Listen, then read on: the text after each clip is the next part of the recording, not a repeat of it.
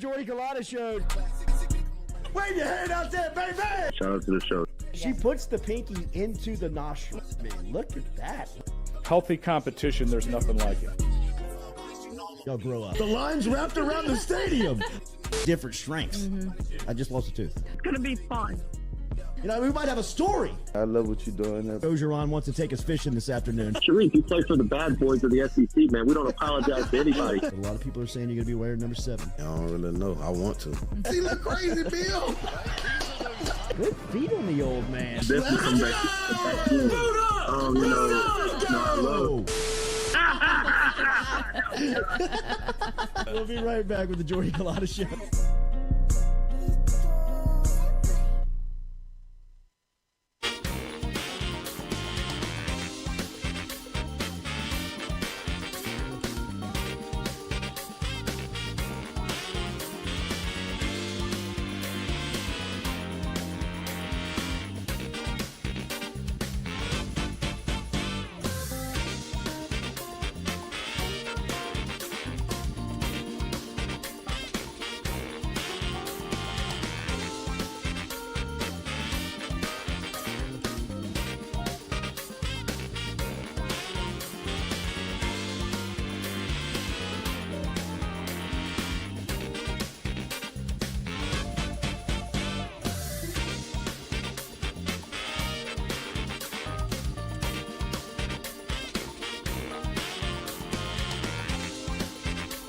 Welcome into a Tuesday edition of the Jordy Colada Show, driven and powered by Go Chevrolet, here live on this Tuesday morning. Good to be back with the crew.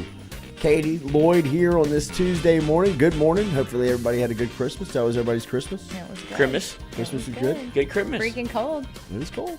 Good grief. Yours was colder. Yeah, it's a different type of cold. I mean, it's still cold. It's still cold, but -9 degrees will change your whole outlook. Perspective. When does it stop being cold? Like at what point? Because I feel like for me, I don't know the temperature, but I no, mean, but look, when you stop feeling cold, it's like I'm just kind of numb to it at this point. I mean, the furnace. I mean, but what freaked me out was that even the locals were kind of like, it's cold. Yeah, that's when you get scared. Yeah, they shut down the roads. Yeah. You know, I was like, y'all, that's for scary. real? Yeah. You know, like they're like, yeah, it was the first time in like 25 years it had like had a hard freeze in December wherever we were. I was like, you got to be kidding me. Well, this was it said it was like the worst storm in like a century, like this Arctic blast they're calling it. That's what was on the news last night. And I don't think that like Colorado was hit by that. Game. Yeah. Like it really wasn't like a lot of snow. Right. I mean, we flew out. Yeah, fine. Sophie didn't though. They were stuck there all night in the Denver airport. Ugh. But the only reason why we were delayed was because the pilot that was supposed to pilot the air, fly the plane. He was in a delay somewhere else. Yeah. We landed on the moon. He wasn't. He couldn't get out of where he was. But I mean, like I saw where they had 11,000 flights canceled. Yeah, it was crazy on Thursday. I mean, people were stuck until Christmas Day. If y'all want to fly, go ahead and hop on Spirit. That man's getting that plane in the air. No doubt. We got shit to do. We got too many. We're double booked. We traveled on Christmas Eve, so we traveled like on the 23rd, and the lines and the chaos in the airport was just chaos, mesmerizing and stress. Yeah, I don't know how you made it out. I don't either. I mean, you're lucky. I know we were. Very, very lucky. Do you get stressed at the airport? I do not, because there's nothing that you can do. Yeah, there's not. There's nothing that you can do. And they don't really want to help you. I mean, our initial flight to fly out. No, they don't. Our initial flight to fly out was scheduled for 1:20, and as we're sitting there, they changed the time to like 2:30. That's the worst. Then it changes to 4. And you're just sitting there like thinking what time zone you're in. You're like, wait. You're like, I mean, at this point, you're like, what are you gonna do? Yeah. You know what I mean? Like, what people. Start what drinking. makes it worse is the people that do believe that they can change it. Mm-hmm. Like that you're gonna go up there and I'm gonna tell them what I think, and it's going to just drive this whole thing and make it even worse, man. Well, yeah, people lose their minds Just on go take like a walk airline around the people. airport. Mhm. Man. You know Yeah, what go I to the mean? Like, bar. Yeah, find- exactly. That's literally the only thing to do, and they're like, they're about to make so much money here Oh, because yes, indeed. it's almost like they want to keep you there. I know. You can shop, you can eat, you can drink. I mean, I've never shopped. You haven't? I saw a guy on Never Instagram who eaten. had an air mattress and like had it at the gate, just sleeping. You know what I did on Thursday? And That. I stared at it for like 10 minutes. Walked back. I had my carry-on, and my carry-on was good and kind of like, Ready? you know, like thick. You know, so I was like, I threw it down on the ground, and I was like, I'm about to lay on the ground at the airport. You know what I mean? Yeah. There's crumbs. Oh. There was crumbs everywhere. Sure. There was. I mean, like Pretzels. Kleenex Oh, everywhere. You know what I mean? Like just walking disease. I Yeah. mean, just disease everywhere. And I was like, screw it. Yeah. And I laid down, had headphones on, put my hat over my face, and Yeah. just closed out from the world. And I'm sure there were people that stood over me and were like, "This is disgusting," but you Who know, cares? I mean, who cares? People man? do it. Who cares? You gotta do Oh, what you the gotta airport do. is a free for all. You can Yeah. act Yeah. like however you want. You could murder somebody and nobody would know. care. The trick is, and we only have The 100. trick to murdering and- people? No. But to the bathroom is there's a family stall. Yeah. It's a onesie that Sean told me about because he was like, nobody uses this, but it's for if you have a child. Yeah. Like that's the place where, it's supposed to be respected. He's like, nobody cares. Like so, it's a one-off. There's only one toilet, one urinal, and so you can go in that one if you time it right. And do what though? Whatever you need to do. Have you ever been to an airport bathroom? Well, yeah, of course. But what What are you proposing? Like I take know, a like nap? sleeping in there? No. I'm just saying, like if you have to do your That's what it business, sounds like you're getting at. By this point, you've been patted down. You've That's got nothing in worse. your pockets. You like lay paper right? towels all over the I floor was there? just saying, no, there's a toilet in there if you need to use it. Well, sure. I mean, That's what I'm saying, obviously, because but I mean, the airport bathroom is... That's 12 minutes. Now I've got 5.5 hours Exactly. left. Well, What am I going to do? Just a little secret I for thought the you were public. coming out with something No. much better than Right. that. Oh, fine. Then Lloyd. don't take my advice. Turn your mic Like off. you nap on the changing station table or something like that? No. I mean, come on. You just get a private bathroom for a few minutes? Yeah, if that's what you need. How was last week? It was tough. It was a little tough at times, right? Was it? He's asking about the show last week. Oh, I don't think so. No, I didn't think so either. Every Yeah, now I and then, felt right? like, you Every know- now and then we were kind of like, let's take a break and come back. Yeah, we got a lot of ads in on the speaker. We got some good ads in. There you go. We just didn't have our normal guest lineup. Our co-hosts were a little nervous. It was really entertaining to watch them try to take their Jacques? place. Jacques was nervous. I didn't want to say it. It was great. It was interesting. I mean, how could he be nervous? Like, He this guy's goes- been on television for I 30 know. years. I thought that was going to be the easiest one. I mean, like, Jacques, what are you nervous he had about? handwritten notes. He did. He You said, pulled- you I know love that it. night About the cheat before. sheet. I You love know the it. night before you have a flight and you're just kind of nervous and you can't sleep well. And I'm you need like, to use yeah. the And he's like, personal That's kind of how bathroom. last night was. I was like, what? Wow. That's it was a shocker. It That was was a the one that shocker. I was not worried about. Everybody else crushed. I mean, Jacques did awesome, Yeah, he did but great. I didn't expect him to be nervous. And he was like kind of Giddy? visibly shaken. Mm-hmm. Wow. I don't know if it was me or JD. Katie. JD. Well, we were going to talk to Jacques. Jacques is in Orlando. He left yesterday. Oh, yeah, that's right. He's going to Orlando. He's in Orlando. We'll talk to him tomorrow morning. Did I they don't know what drive? they're doing all these days there. He did not. DeQuano didn't. Kelly take him. gave him I saw 1 or 2 days off to kind of experience Disney. Orlando and Disney, and then it was going to be, just kind of bowl preparation. It was going to be kind of a practice and lead up into. If you'd asked me before the year, I'd have said Brian Kelly has big Disney energy, but now I feel like Oh, you think I've that? turned. No, I think he's cooler than that. Oh, I do think he's a little cooler than Disney. I think he's a lot do cooler too. than I thought That he me too- was, me- man. he is. You know, I mean, I read it wrong. I read it completely up. wrong. Completely wrong. I mean, I've said this before. I thought, without finding a better word, I thought he was a dick. Yeah. You know what I mean? I Like, think- really, I thought that he was going to come down here and be very abrasive. Yeah. Be very tough to talk with. I thought that he would have been somebody that, with that contract and that type of personality, would have made him even more of an asshole. You know what I mean? Yeah. You would And think I was that. completely, and I'm telling you, from the first time that I heard him speak, I was like, oh, man, this is not what I expected.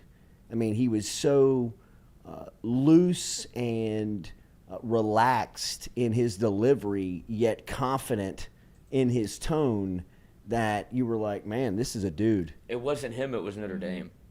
No doubt about it. Without That's what made y'all feel that way, you question. Well, I mean, Notre Dame is squarey. It's Notre Dame. It's very squarey. Yeah. You know what I mean? Like you've got to fit to them. Yeah. You can't come in with a personality and have the program adapt to you. You know, like this feels like this is Brian Kelly's program, right? Do you feel like he's a lot different here than he was at Notre Dame? Absolutely. Like I he think conformed? that loose, relaxed kind of air to That him environment wore on him. is who he is. Yeah. He's I a mean, golfer. because you can't that fake there. that. I think if you fake that, it comes a little off like it did in South Bend, where Yeah. you're a little rigid, you're a little tight. I guess you know what I this is mean. how I Somebody act. asks you a dumb question, you pop off. Yeah. You know what I mean. You may, you may show your ass a little bit. Yeah. You know what I mean. You may have a temper that you may not be able I don't to like anybody control. here. Right. Like there's nobody here that I want to go have a glass of wine with. You know what I mean? And Go play I mean, golf if you with. go into New Orleans, or at least last summer, I mean, he was pretty accessible in the sense you could walk up to him. If you go into Geno's, he's there. You know, I mean, he's at the table. He's drinking a glass of wine. I mean, he's an Fitting the approachable culture. guy. Yeah, I mean, I think that he feels like he fits here a lot more and a lot better than he did in Notre Dame. 1 year, right? SEC Western Division champs. Easy to be fired up about what you're seeing, but his personality feels like it's much more suited for where he is now from where he was coming from, for sure. And I would imagine that where is he from? Boston? Isn't he? Yeah, he's a Massachusetts guy. Yeah, he's a masshole. Yeah. I'd imagine that's more relatable to Louisiana than probably any Oh, sure. South Bend. Yeah. You Sure. know, like you can kind of fit in a little bit different if you're like. You can just feel the vibe a little bit where everybody's a little bit like has a little bit of fuck you energy, but it's not like nobody wears it on their sleeve in terms of like I feel insulted. Like you can say whatever you want and get away with it, and it felt like in South Bend he had to fit what they wanted. Like you can't do Yeah. that. Right. So he was just trying to blend in, and I was fooled, like bamboozled by him being. I thought he was more Notre Dame than Notre Dame. And it turns out he's not. He's cooler than I thought. Isn't which Boston is a great really feeling. Catholic heavy too? Oh, yeah. Yes. That's weird Absolutely. that That's he's what been I'm to three saying. very Catholic heavy Yeah. places, right? Yeah. That's odd. And I mean, passionate. yeah. Sports town. I don't think that people saying that like he's never been to the SEC. He grew up in Boston. Yeah. You know what I mean? Boston's sports scene is As intense as it gets. it's as intense and as passionate and as ferocious as there is. So I mean, I think that it is obviously, and Stephen Miller says something that I agree with. Finishing 9-3 after losing the first game of the season helped out tremendously, and it did. Success on the field and winning cures everything. I mean, even if he was a bad cultural fit and he was 9-3 and SEC Western Division champs, everybody'd still be in love with him. You know what I mean? Because he's winning. I mean, hell, people like Les Miles. You know, I mean, he told Jamar Chase he wanted to make him a cornerback. I sent you that, and I was like, I knew this was going to happen on the show. I mean, Unbelievable but Jamar Chase still carries that with him. Absolutely, he does. He's the best wide receiver on the planet.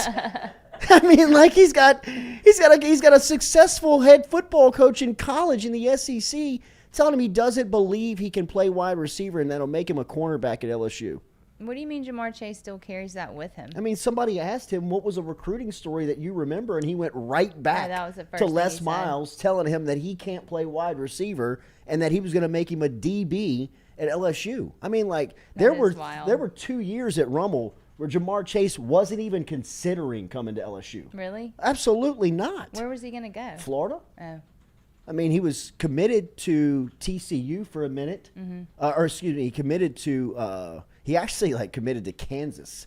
He did. He committed Weird. to Kansas because of Warren Easton's head coach took the Kansas wide receivers job, and he was trying to show Like, hey, I'm going to get all these New Orleans kids. And he got like 3 or 4 kids to commit Puka. in one weekend. Yeah, and the only one that stuck was Puka.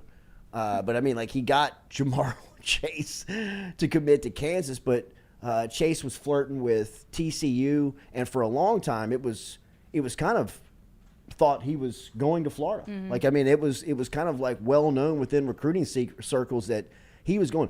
Ed Ogeron he took the entire coaching staff, offense, defense, everybody who could go on a recruiting trip, got into a Sprinter van and drove down to Jamar Chase's house and got out. I mean, there's a great picture of like Dave Aranda walking in Jamar Chase's house, like showing like, hey man, we're here for you. You know what I mean? Like, You're not playing DB. You are going to play wide receiver. I promise you. You're I've not never going to seen play DB. It, just because of how much ground they had to make up for this idiot. You know what I mean? Like, Miles had taken the best player in the country at the position and pissed him off as the state school. I don't even know how we got there. I don't either, but I didn't know that. How did we get there? Merry Christmas. You got us there. Because I DM'd him the video of Jamar Chase. Yeah. Because we. Was that a recent interview? Yes, that he and just it did? just popped Okay. up again. That's what I was saying. I was like, I knew this was going to come up, but I sent it to Jordy, and he was like, God damn it! Yeah. Like, we almost lost this cat, and now Yeah. you see what he's doing in the league. He has a broken hip, and he's still the best player in the country, or the best wide receiver in the NFL, maybe behind Justin Jefferson, who's breaking Yeah, right. Chris Carter's records and Randy Moss's records this week. Yeah. It's unbelievable. It is. It is. I mean, if Jamar Chase is not the best wide receiver in football, Justin Jefferson is. And the difference between them is an eyelash. I mean, like, you know, And they you both take win. him, I'll take him. Sweet. You know what Cool, I mean? yeah, Let's one play. for one. Right. Yeah. I mean, it doesn't matter which one you get. I mean, you're getting, you know, the premier player at that position. So make sure and hit that like button, share button, comment button. We appreciate everybody last week that was here. We're going to be out again next week, but we're going to be doing some content. We're going to try to do this from the honeymoon, especially on Wednesday, following the LSU bowl game, as LSU will take on Purdue in the Capital, or in the Citrus Bowl over in Orlando. So LSU is going to be making and closing out this season in Orlando, and they'll be opening the season in 2023 in You almost Orlando. call it the Capital One Bowl. I did.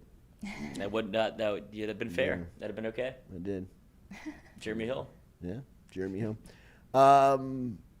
This was the Capital One Bowl, right? That's what I think The too. Citrus Bowl? Yeah, I think it was, right? That's what I'm saying. Like, it would have been totally fair for you to call it the Capital One Bowl, because Was it that's the Capital what I One think Citrus of Bowl? LSU Iowa is the game I think of. Didn't they play him twice? Yeah, that was Nick Saban's Saban's- last game. Beat him on a Hail Mary, last play of the game. I'm out. That was the first time we saw Jamarcus. If you were an LSU fan, that was the day that Jamarcus Russell got in, and you were like, "Oh my God!" Like, Future is bright. I mean, Jamarcus was one of those players that you would go to warm-ups. You would go to the game early and watch him warm up. But he was still so young that, you know, his time was still down the line. And Marcus Randall's career was coming to a close.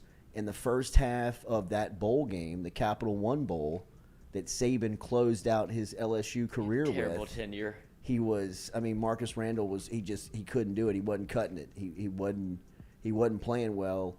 And Saban put Jamarcus in right before half. And Jamarcus just like lasered I'm gonna him. let it eat. He just lasered him down the field. Zip, zip, zip, zip. Touchdown. Dwayne Bowe, you're like, oh my God. And then he gets the ball in the second half, and you're like, this is going to be the funnest next 3 years. I mean, like, the next 2 years are going to be incredible to watch, because he would just, I mean, when Jamarcus would stand up straight and have no pressure, and he could just set his feet, and he would let the ball go at, like, I mean, he was 6'7", he was 6'6". Yeah, I'd say like 6'5". 6'6". He would let the ball go at like the highest point. He was at like 7 feet when he would let the ball go, and it would just like come out of his hand, dude, and this like perfect, tight spiral, on time, on target. Yep, there it is, bro. I mean, there he is. Just, but that was the first time that you saw him, was in the Capital One Bowl. And then the next time they went and played Iowa, that was depressing. No, that was lessmiles.com. That was some Les Miles crap right there, man. That was a good team with Mettenberger, Odell, Jarvis, Jeremy Hill, and they took that team to that was the famous one-handed catch that Odell made on the sideline. In the rain. But just a very depressing game. The fact that, he was there. They're saying something about the volume. No, it's a little low. Oh, we can turn it up. 2014 was the last year it was known as the Capital One Bowl. Damn.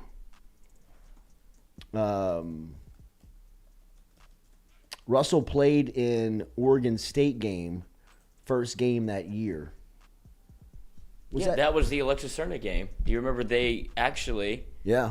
It was a rain delay, and they had people streak across the field and dive on the eye of the tiger. It was raining sheets, like it was coming down. Can't play. It was coming down sideways. And then that was the first game after the national championship. I believe so, but it was to the point where the weather was so bad that I don't think we're gonna play. I was there. And then Oregon State misses, 2 extra points or 2 field goals? I think they might have missed more than that. Yeah, the Alexis Cerna game. And he was Was Steven Jackson in that game? That's Oregon State. Yeah, that's who it was. Yeah, I don't think so. I think he was gone. It but was I remember he had the orange Derek visor. Anderson Yes. was the quarterback. Pro Bowler. Who went on to play at Carolina. Mm-hmm. No, he played for the Browns. He played a couple spots, but he had a good career because he played the Saints for Carolina. Yeah, that's right. Jamarcus did start that game. He didn't play well. No, it was I don't know the score, but it was single digits for a minute because, like I said, Alexis Cerna missed 2 extra points, and that was kind of LSU's only way out. It was their kicker, and it's just the pressure was so bad. I think LaRon crushed somebody, or that was the Arizona game. Yeah. Where he just came free. Oh, he killed that guy. Yeah. It was games. This is the first play of the game. All right, it is bowl season, and as we said, LSU is going to be taking on Purdue. We're going to talk about that with Jake Crain coming up here at 8:15.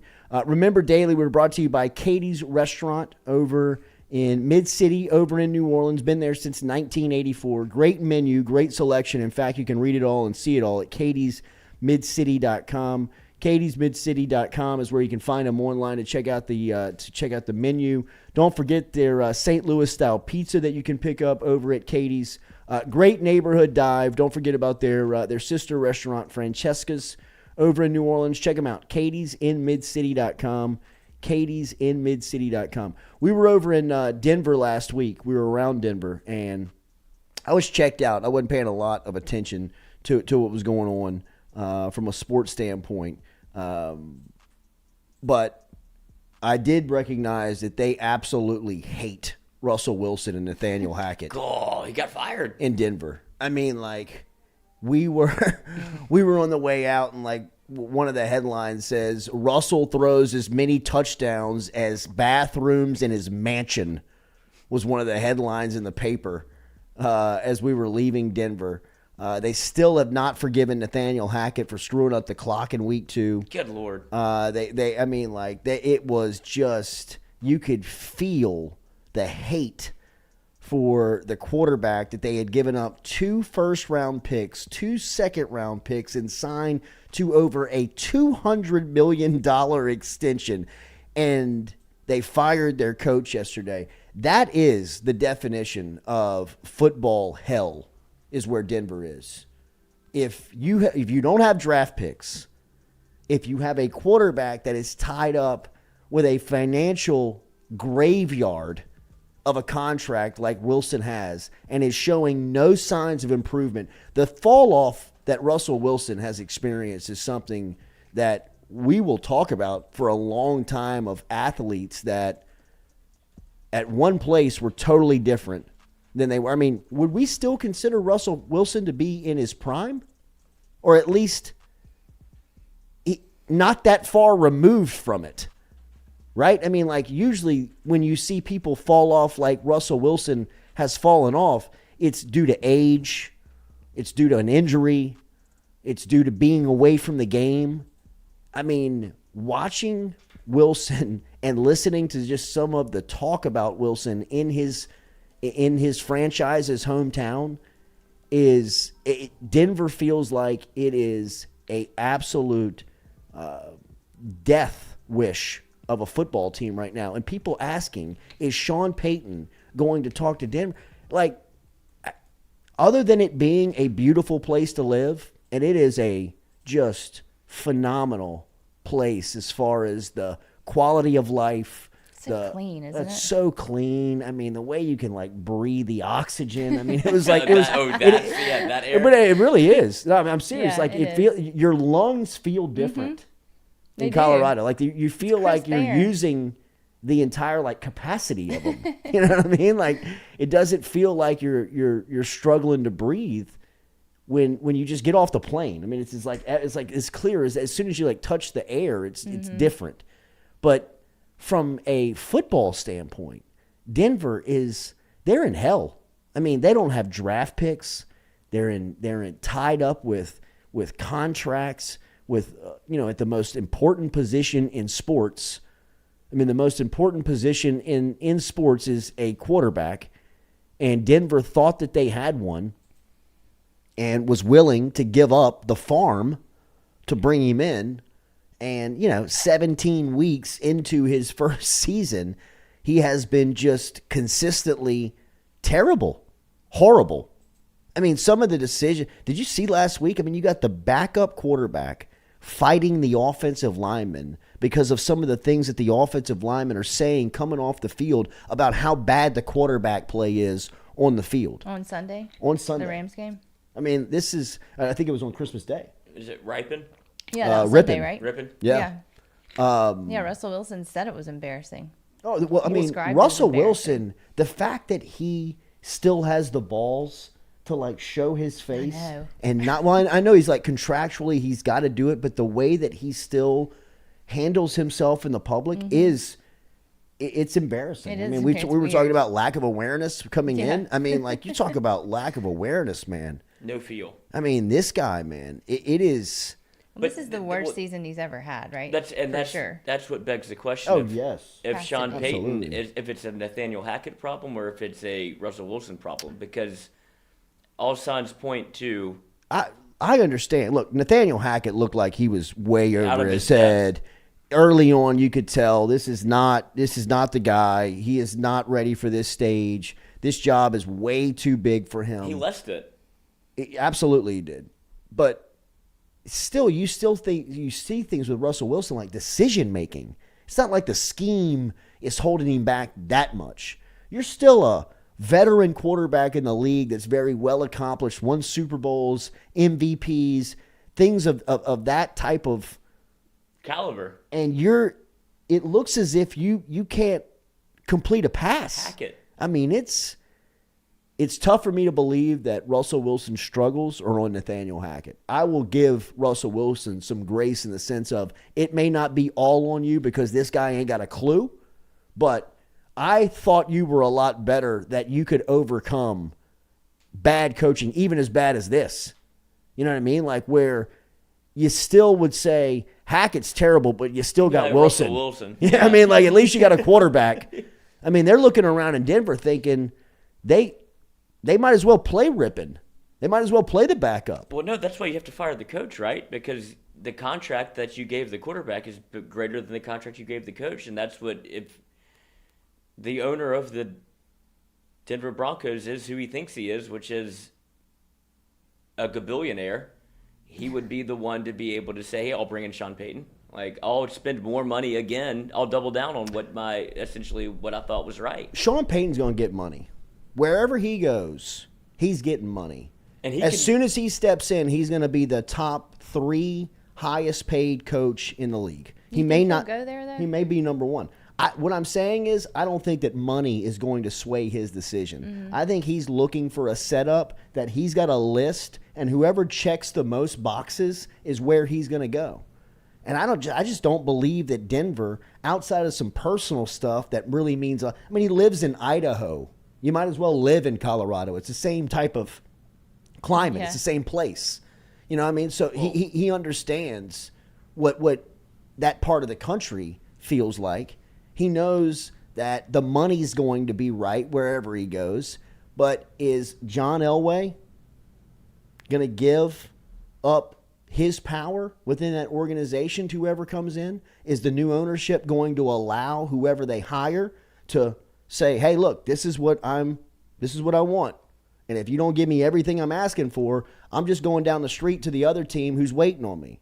And the more and more this Sean Payton stuff continues to bubble and his name pops up everywhere, the more and more I think he's going back to New Orleans. I really do. The fact that Jeff Duncan's out there still talking about this and still is the one who early in the season said that Payton is considering coming back, probably going to make a comeback next year, and that New Orleans is a place that is very serious within these discussions, leads me to believe that Payton has listened and looked around the league and figured out, ain't no place I'm ever going to get it as good as I had at New Orleans. There's no spot that's going to allow me to pretty much run the organization like Miss Gale, Mickey Loomis, and the crew down in New Orleans have allowed Payton to do for a decade plus. And a lot of the things that you hear about what happened with Payton at the end in New Orleans is dealing with his wife and her, just being uncomfortable in the city. Just not having, if you're a football coach's wife, the majority of the day you're alone. Yeah. From sun up to sundown, the guy's not around. There's nobody there with you.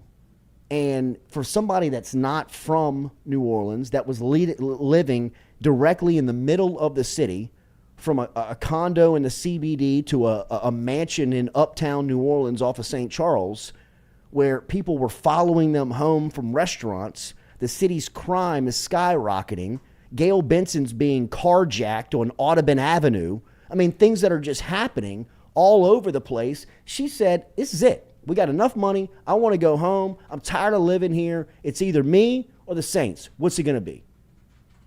And Payton, in an early marriage, said, all right, I'll walk away. But I think now things have been such established, and just talking to a couple of people where she's got her house up in Idaho. That's where she's from. That's where she wanted to live. He's built her an incredible mansion on a lake in Idaho. They have a house in Los Angeles that he's living in primarily right now. And he still has his place in New Orleans.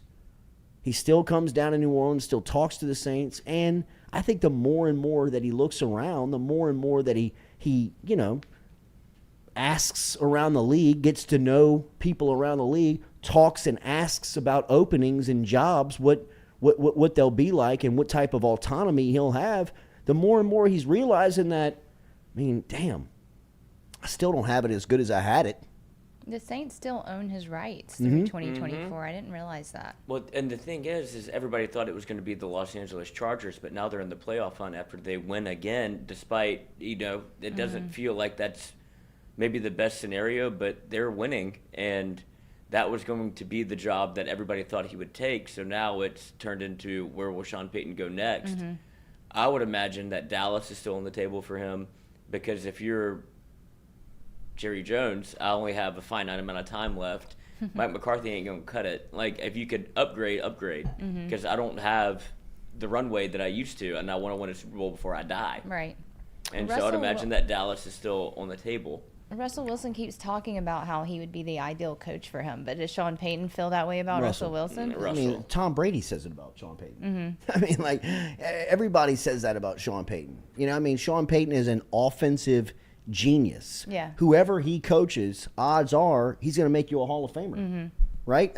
He's going to give you numbers. He's going to give you scheme. He's going to give you an offense that's guaranteed to work. Yeah. Guaranteed to work. So everybody wants to play with Sean Payton. Yeah. And I'm sure Payton has great relationships with people like Russell Wilson. Yeah. Just like he's got a great relationship with Tom Brady. And the more and more you get away from that story, the more clearer it looks like that's what was happening. Yeah. I think that we can talk about his wife being uncomfortable in the city, But at the end of it, he thought he had a deal lined up. He thought he was going to Miami to coach Tom Brady. That was wild. I mean, that was going to 100%. happen. I mean, it's too clear and obvious. I mean, Miami is suffering penalties because of it. The league did an investigation and came out and found they were tampering. I mean, they were trying to get Peyton and Brady, and they were trying to put the plan together to get them. He was trying to get minority ownership, and and Tom Brady was trying to own half the team. That happens more than we know. That happens a lot more than we probably even recognize. But when people like Brady and Peyton are involved in it, they can't get away with that stuff. They're too popular. Yeah. I mean, there's too many people around them that will do digging and say, oh, wait, when Tom Brady announced he was retiring, the same time Sean Payton announced he was retiring, there was all this deal going together. They were and Brady wanted to be in the owner. Oh, okay, now it's The like pieces you line up too can't. well. The puzzle just puts itself together when you have characters like Peyton and Brady involved. People will take the time to put the story together. But, I mean, in professional sports, the Chris Bosh, Dwayne Wade, LeBron stuff happens probably every single summer.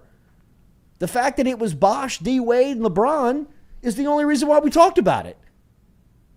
But, I mean, this stuff happens all the time. I guarantee you Russell Wilson has picked up the phone and called Sean Payton somewhere in the last 17 weeks and said, come save my life, man. Come coach me. Please. Just like other quarterbacks around the league, I'm sure have. I'm sure Aaron Rodgers has probably reached out to Sean. I'm sure Dak Prescott is saying there's a rumor down here in Dallas that you might be the next coach. Please, God, come save me. Yeah. I mean, everybody who's anybody that's a quarterback in the NFL would love to have Sean Payton over their coach outside of Patrick Mahomes. I mean, like, even if you walked up to Josh Allen and said, Josh, you want Sean Payton to call your plays for the AFC title game, or you want this defensive guy you got? McDermott. I'll take Payton. Can you imagine just being wanted like that by everybody? Your options are just so open. Yeah, and Peyton loves that. Yeah, has to. Oh, he loves You know, the I mean, he attention. loves it. Yeah, has to. absolutely. And you know what? I think that Peyton probably needed a little bit of this. Yeah. You know, being one place for 16, 17 years and being the caliber of coach that he is, even with all the, I mean, they paid him well. They made him the highest paid coach. They gave him the autonomy to run the franchise. They gave him all the power. He still probably needed to get out and feel the love. You know what I mean? Just kind of be like, hey, man, I'm Sean Payton in the NFL. What's that mean to everybody? And everybody's probably lining up saying, hey, we'll get rid of McVay for you, bruh. You know what I mean? Like, if you really want in, we'll make a space. We'll make a spot for you. Well, because now he's got the time off. Like, so now you get 5 years of Sean Payton. You know, you don't have to worry about, if you're talking about McVay, to where it's like, how often are you going to flirt with the media? Sean Payton's already done that. He did the year where it's like you got your like bridge gap or whatever. Yeah. Where it's like you went to study abroad. Cool. All right, now you're back and you're fully vested again. That's like the thing that you get with Sean Payton, is that you get his total time and energy again, because he missed it. Like, But he you don't misses think he this. really wants to go back to New Orleans? I don't know. The Jeff Duncan thing is the only thing that makes me Jeff question Duncan it. makes me, that gives me the confidence in it. But A lot of people are saying Arizona, but I don't think he wants to work with Kyler Murray. Like, that's not his type of dude. I don't either. I don't. Arizona doesn't make sense for me. You know, I mean, Steve Klein, their GM is on a leave of absence right now. I mean, he's had a lot of things that he's dealt with. I mean, there's a lot of drama with that organization, it feels like. And look, And they're in Hard Knocks right now. I mean, and they can't show any of it. the Saints were the bottom feeders when Peyton took over. And look, he's long well removed from that. I don't think that he's looking for that type of challenge to go and rebuild, restart. And I think he sees some things in New Orleans that he can build off of. I also think he believes he sees Caleb Williams down the line. That'd be a year away. That'd be a year away, but it's a young quarterback that he knows with a team and a franchise that can struggle and possibly get that high draft So he pick would back. come back And look, don't put it past Peyton. You know what I mean? To mortgage the entire future as soon as he walks in. Absolutely. To have some plan in place to say, this is how we're going to get Caleb Williams, and this is how we're going to be back overnight. And Y'all like Michael Thomas? You like Alvin Kamara? Look, I don't want to sell a pipe dream. I don't want to sell something that's is something that seems far off. But if it happened, I wouldn't be shocked. I really wouldn't. I think that Peyton is going to be back on a sideline next season. Mm-hmm. I mean that's clear. It wouldn't surprise me if New Orleans is a spot. I mean, it just really wouldn't. I mean, you'd have to stink again, right? Like one more year. Yeah, I think you'd have to be down one more year. I mean, but tank almost. Peyton's the type of guy come in here with 1 year off and a rejuvenated passion for it. He'll have some things figured out. Do you think Dennis Allen would coach another year right now? Are you saying? Do you think Dennis Allen would go back to DC? I think for Sean Payton he would. Mm-hmm. I don't think for any other person that he probably. No, you're not getting cuckolded by anybody else. Yeah, he probably would. But I think if you told Dennis, look, Dennis, good run. Peyton's coming back. We'd love to keep you as a defensive coordinator. The defense, exactly. Look at the roster. You don't have to deal with the press conferences. You don't have to deal with the signings. You don't have to deal with the evaluations, all this stuff. Would he do that? That's like a demotion, I don't know that. right? I don't know that. It is. Like an internal demotion. Yeah, but he'll never get a head coaching job again. You don't think so? No. Anywhere? No. I mean, that's a bummer. When you swing and miss twice in the NFL, and you don't have something that you're bringing with you, you know what I mean. Unless you're Dennis Allen and say, hey, if you get me this job, I'll have picked the best defensive player on the Saints. Marshawn Lattimore's coming with me. Yeah, they may consider hiring somebody like him. Outside of that, his track record says he's a bust. Yeah, like Josh McDaniels with the Raiders. He'll never be a head coach again. This is the second time that he's struggled. He's a great coordinator. Exactly. But some people need to realize, and some people need the experiences of, hey, I want that big seat. I want that, I want that corner office on the top floor, and I want the big paycheck. But sometimes it's just easier to have that middle office making a couple of $100,000 less and not paying and nobody pays attention to you. Right. You know what I mean? Where I could just lock myself in here if I'm Dennis Allen and I can come up with defensive scheme, what you're obviously great at. I mean, he has shown that he is very good on that side of the ball, but his two opportunities to lead a franchise and be a head coach, he has failed miserably. Yeah. Miserably. And that's a shame. That's just how it is. Mm-hmm. I'd rather produce than host. But will he stay around for another season, do you think? Dennis Allen? Yeah. I think that if Sean Payton was the head coach of the New Orleans Saints and presented him an opportunity to be the defensive coordinator for him on his staff, that Dennis Allen would accept that. For head coach. No. Okay. You don't think he'll coach another season of the Saints as head coach? I don't. Okay. I mean, if Sean Payton's not the head coach next year, I believe that will be someone else in that role. I mean, it'll be up for discussion. Yeah. It'll be up for discussion for sure. I mean, he's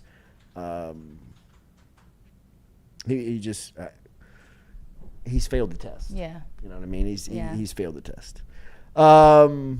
Let's see here. Wes Shin, he's staying on the West Coast. Paul Rhyme, Sean Payton has already got a coaching staff lined up, and he's not coming to NOLA, bro. Ooh. Ben Cavill, DA, would not do that. Jeff and Kennard, fun fact about Dennis Allen's offense. 7 out of the last 8 games, Saints have allowed 20 points or less.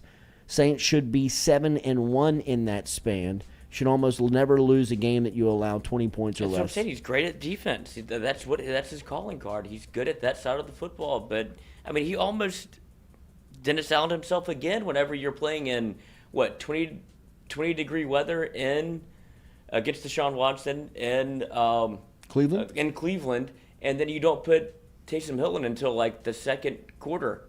This is obviously a run game. Just run it with Taysom Hill every time, and you'll be able to get away with a win. And it took him a quarter and a half to figure it out. You got to be blind to not see the truth. Yeah. Jesus. How hard is it? Andrew Messina, Peyton is using Duncan as leverage. Smart man. Brian Burgess, I understand that crime is rampant everywhere, but in New Orleans has gotten to the point where where nobody feels safe down there. Are you doing the thing where you're just reading the chat? Yeah. Are you doing the thing? Because Football you get God, in trouble. Sean will go to the Cowboys and they will get Aaron Rodgers. That's an interesting take. Rodgers looked back. He did look back. NFL is hyping up if we're talking about it, you know that it's we're getting there. We've got, what, 1 more week, 2 more weeks until the playoffs? 2 more weeks. Best time in sports. It really is. I forgot how much I like the NFL. Not even it does hit a little 7-leg parlay, no big deal. You forgot because that's all you have left. Right. In a couple of weeks. Well, I need LSU back in my life. Yeah. Or to care about LSU basketball or LSU women's basketball. I gotta find a new fix. Yeah. LSU basketball tomorrow night's got a late tip versus Arkansas that you can maybe get behind. We'll find out tomorrow what the Tigers are made of. It feels like it's a 1-game sample size of like if we're in or out. You will, which is not fair to Matt McMahon at all. No, it's not. But you will. It is a great barometer. It is a great road test, or a great, just measuring stick of where you are right now from a program standpoint under a first-year head coach, because Arkansas is bringing a really talented, well-coached squad into Baton Rouge.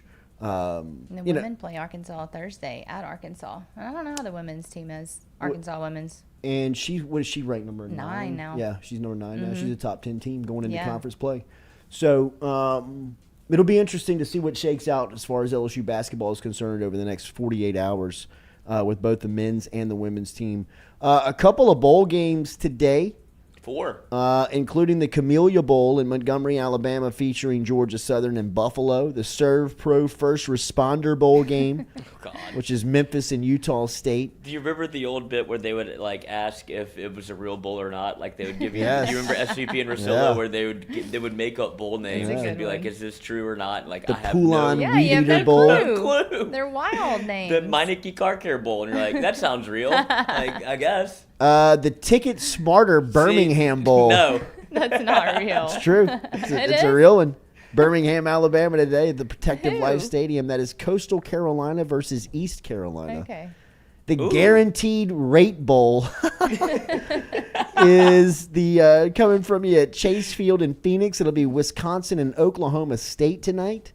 So I guess this will be Jim Leonard's last game as a Wisconsin DC. guy, right? Yeah. Where's he going? I don't know where he's going yet. Or did he get hired in Nebraska? No. I don't know. I'm making stuff up. Hold on. Matt Rule is the head coach in Nebraska now. Luke Fickell is the head coach at Wisconsin now. And Jim Leonard is just in kind the of wings. he's just kind of flailing. Talking about being a DC. So tomorrow you've got the Military Bowl presented by Periton. That's UCF and Duke. The AutoZone Liberty Bowl. These names are great. Kansas and Arkansas. Golly. That's in Memphis. Kansas and Arkansas. That'll be a good one. San Diego County Credit Union Holiday Bowl. No. I love the Holiday Bowl. Oh, he won't be a part of the staff in 2023. It has meant the world to, this is Jim Leonard talking. It has meant the world to me to be able to pour my heart and soul into, oh my God. It has meant the world to me to be able to pour my heart and soul into the UW football program over the last 7 years. After discussions with my family and Coach Fickell, I'll remain the DC through the bowl game, but no longer be a part of the staff after the conclusion of the 2022 season. He wanted to stay so bad. Yep. Jimmy, it's over. What a breakup. It's over, Jimmy. I poured my heart and soul in the last 7 years of this relationship, but I guess. The Tax Act Texas That Bowl. one's real. That's a real one. NRG Stadium, Texas Tech and Ole Miss. Should be a high-scoring game, huh? I'm about to check all these spreads. Thursday, December 29th, the Bad Boy Mowers Pinstripe Bowl. Fake. It's real. Yankee Stadium, Oh, that's 2 o'clock, Okay. ESPN. That'll be Syracuse versus Minnesota. That's when, do you remember when the Notre Dame wore the pinstripes Yeah. in New York? That forgot was about Brian that. Kelly. They play him in the outfield of Yankee Stadium. Mm-hmm. That's weird. I forgot. Cheez-It Bowl is Oklahoma and Florida State. This will be coming from, I guess this is the same field that LSU will be playing on at the Camping World Stadium in Orlando. Is this Thursday as well? This is Thursday, Oklahoma versus Florida State. The Cheez-It Bowl sponsoring the LSU one, too. Really? So I guess they are. They're double dipping. Yeah, they're double dipping. They're going to all Orlando.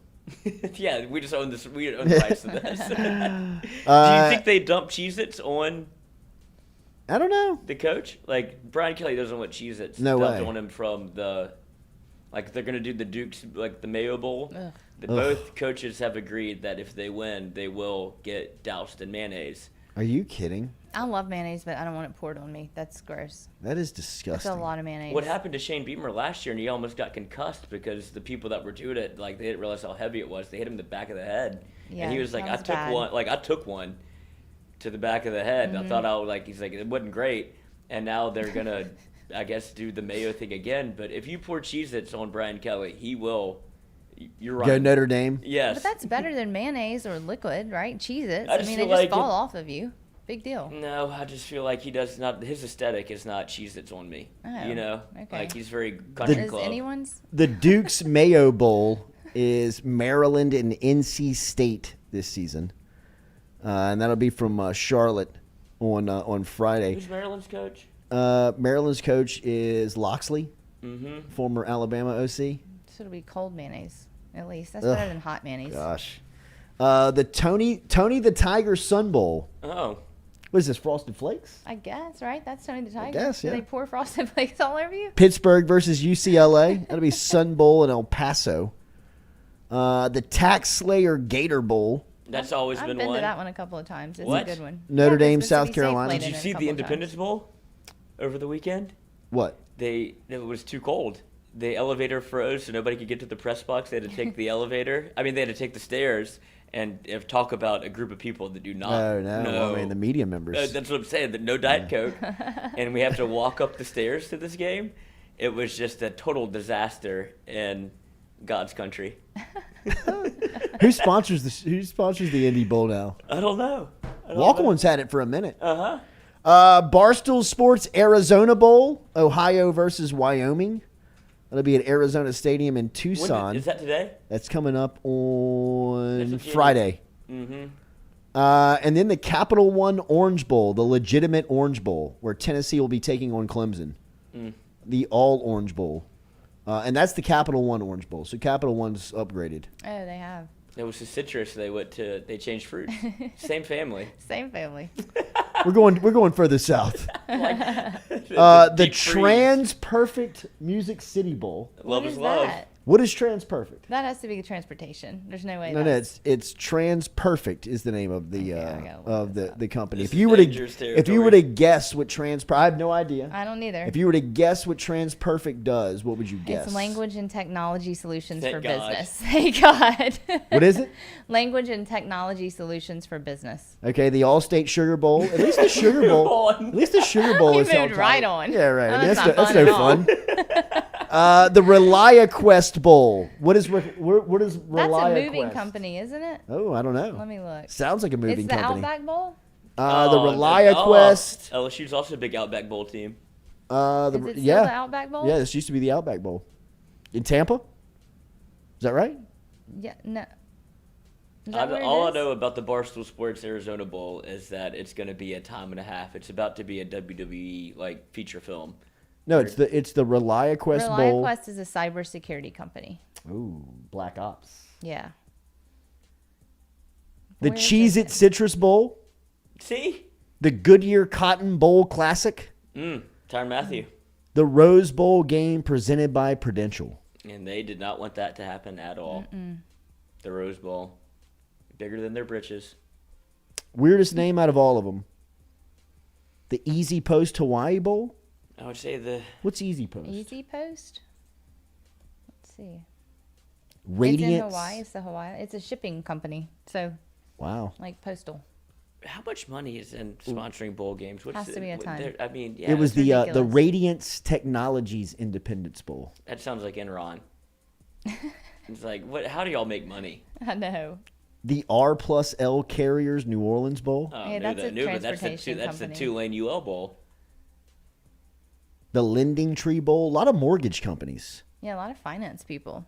I guess that makes sense. Cricket Celebration Bowl. Cricket, like wireless? I guess so.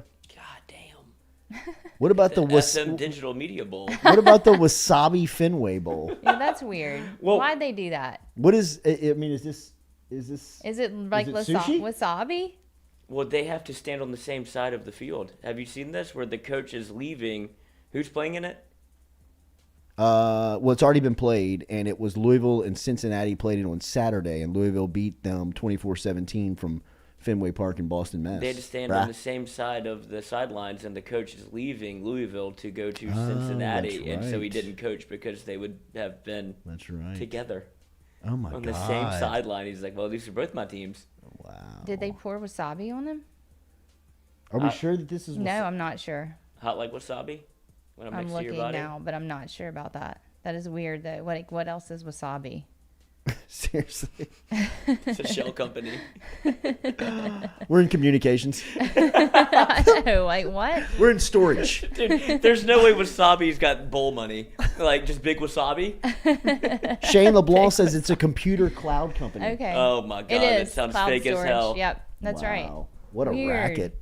I know. Who knew? But I mean, it makes you learn about the company, so good for them. Now we know. I mean, people like us, who else you think is doing this? I don't know. I mean, People not a like lot of, us. I mean, nobody's out there saying, Trying to make content "Hey, on a Google the Tuesday." wasabi bowl." What do they do? But I've never heard of that company, so now I have. So that's something. I Right? wonder if they get in trouble. Like, if this is more trouble than it's worth, if people start delving into it, they're like, oh, we actually didn't want this much exposure. Like, we've been skimping off the think top they a want little it. bit. I think They want it. you can't do this if you don't want it. No, if you're naming a bowl game after yourself, you want it.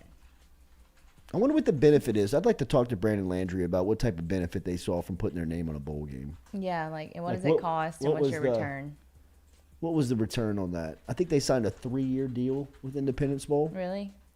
and I guess it's just name recognition, huh? yeah, I guess mean, so. It's really I mean, it. you just say that we're going to the Walk-Ons Bowl. Well, I guess you hand out swag like from walk-ons or wasabi to people, right? Extra The wasabi players for get everyone? swag, right? The fans probably get stuff. So maybe you leave with a T-shirt that has the company name on it, a flag. I mean, so you're getting your name out I there. mean, you want to go to the Fiesta Bowl that was brought to you by PlayStation, where everybody Yeah. got a Yes. PlayStation. Absolutely. The Kayshawn Sugar Bowl. The was Sugar looking at Bowl's you. always been a destination bowl. What do they give mean, you there? Well, it's always been like one of the group. Sugar. It's just been always. Booger. It's always wanted to be. It has always been one of the dominant games. It's Yeah. always been one of the big games every year, and I think the Fiesta, the Sugar, the Rose, and the Orange. And The the orange cotton, barely right? sneaks. Fiesta. I said Fiesta. Yeah. I was going to say, the Orange Bowl barely sneaks in there. And it throw like feels the peach and the cotton in there. Yeah, I feel like cotton. Yeah, cotton and peach are always in But there. it's definitely, you hit the 4. Like, there's 4. Like, that's what essentially the, like, playoff and BCS were. Yeah. Now that they're trying to, I mean, that's why the Rose Bowl made such a stink. They're like, we're more important than the game is. It's about the destination. It's like, yeah, we would love to have the Rose Bowl, but you can't make a fuss. Like, Yeah. we'll play the game wherever. Right. I mean, New Orleans is known as the best host site for any Thing. type of thing you want to do, like Yeah. whether it be basketball, professional football, or college football. The Superdome just works. Yeah. Well, it's all in a radius of where everybody can walk to it. And it's New Orleans. Like you can stay in a hotel, you can eat at the restaurant, you can go to the game all on foot. You know, I mean, it's easy. it's Yeah, it very is. very easy. Exactly. Are you gonna go to the Sugar Bowl before your wedding? It's 11 a.m. Saturday morning. You can make it. No, I'm not. I gotta find That a would be a hotel. dumb move on your part. I know. Hey, I'm gonna catch the game first, and then I'll be right there. Yeah.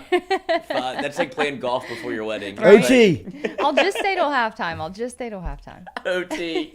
We can just push this back to tomorrow, right?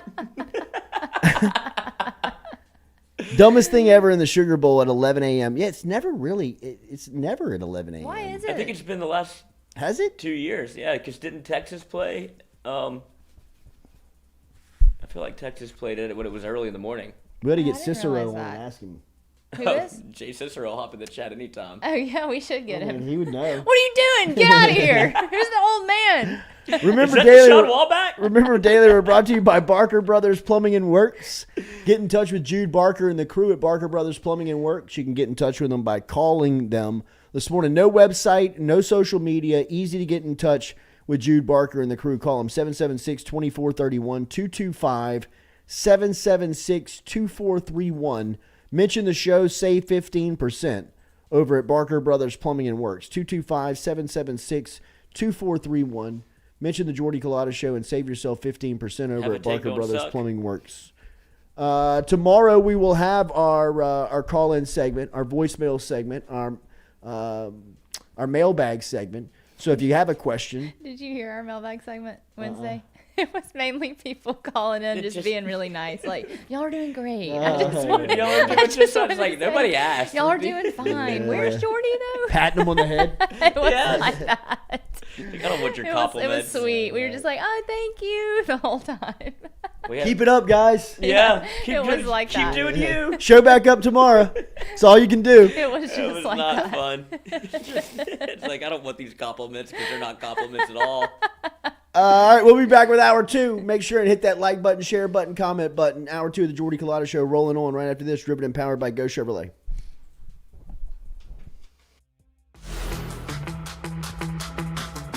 Donaldsonville Glass and Body, a trusted name in frame, body, and automotive paint repair since 1977. They have served their customers for over 45 years. You can find them online at dgbauto.com or stop in and see them Railroad Avenue and Division Street out in Donaldsonville, Louisiana. Look, they can help you with your insurance claims. They can make the repair process as stress-free as possible. I'm speaking from experience here. I've got numerous windshields, body repair, all done by Kenny and the crew over at Donaldsonville Glass and Body. They are, without question, the most well-equipped shop in the area. Stop in and see them today.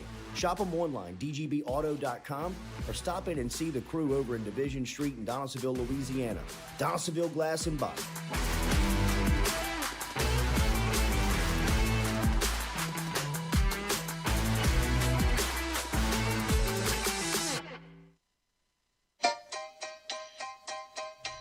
Hey fellas, it's Jordy Culotta for my friends over at Men's Total Health. Guys, do you suffer from fatigue, decreased libido, erectile dysfunction, weight gain or loss of muscle mass, signs of depression, anxiety, hair loss, mental fog, general loss of interest? Then you might be suffering from low testosterone. Go see my friend Mike Roach and his great team over at Men's Total Health, over in Metairie at menstotalhealth.net online. And stop in and see how they can change your life today. A simple shot and some knowledge from Mike Roach can get you back up, moving with your energy, get your sex drive back, build your muscle mass, make you feel young again. All online, menstotalhealth.net.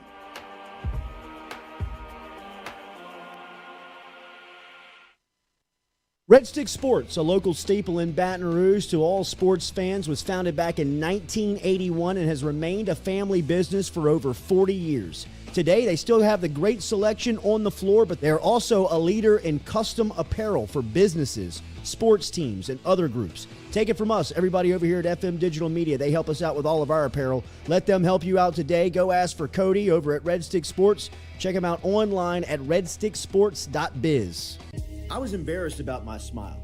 Are you unhappy at yours? Do you not smile back at yourself? I called my friend, Dr. Spillers, over at Johnson Spillers. He fixed my smile, and now everywhere I go, people are complimenting it after the work that Dr. Spillers and the staff did to my mouth. They can do it to yours. Get in touch with them. JohnsonSpillers.com. 2 locations, one in Gonzales, one in Baton Rouge. Easy to find them, JohnsonSpillers.com.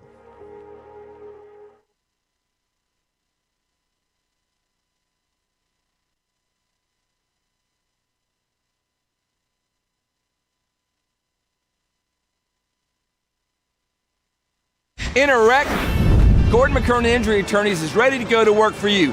Come meet your team. I'm your intake specialist. I coordinate your case and connect you with your attorney and paralegal. That's us, your legal team. Here you go. Thanks. And we'll fight to get you every dollar you deserve. I'm your settlements and disbursement manager, and I'm here to get you paid on time. I'm attorney Gordon McKernan. Put our team to work today. Just call us. Get it done. I remember telling them, hey, listen, my job here is to make sure that we bring, big time football to a small town environment, right? And so you see on movies sometimes about the way a town reacts to the football program and what it means to everybody, and that was the hopes and dreams that I had for the place. And so our kids take a distinct responsibility in wearing that Z on their helmet. It means a lot to them. And then on the flip side of that, our community does a tremendous job of supporting our program, supporting the athletic department, supporting our school as a whole. And there's really a great relationship there that's a lot of fun to be a part of. Thank you for the access, man. Looking forward to tonight. We'll talk soon. Coach, wait, before you go, fix your hair again one more time. Oh, look at him. Let's go. Yes. Here. Look at him. What do you think about that? Game day, What do you baby. think about that? Game day. Hell yeah. Yeah. I love it. I love it, man. Great to see you. Thank you. You too, guys. I appreciate it. Y'all have a great day. All right, man. There he is. There he is. My guy. David Brewerton checking in. Hi, this is Dan Canterbury. Join myself and the legend, Coach Skip Burtman, for Hold the Rope Tuesday nights on YouTube. You can go to @Hold the Rope, Skip and Cano. Skip, tell them what we do. We've got a lot of education. We've got some people that can tell you a lot about a lot of things. In the area of sports, we have a lot of entertainment. We got a lot of energy putting this in. I think you'll like it. So join us for Hold the Rope.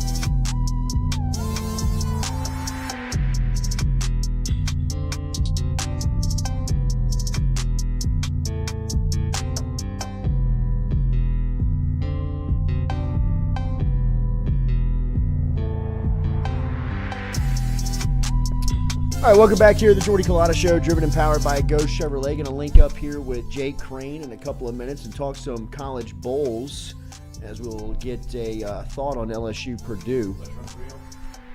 Yeah, right. We should play that with people. What is? Like, which one's real, which one's not. Just make up random bowl games. Felt like we just did that. Yeah. We could do it with our callers. Remember, Daily, we're brought to you by RMB Builders, our friends over at RMB, Rhett Bourgeois and the crew, rmb-builders.com. Great social media, great Instagram for RMB if you want to keep up with all the projects that they got going on right now. Like mine. Yes. You got to get close, huh?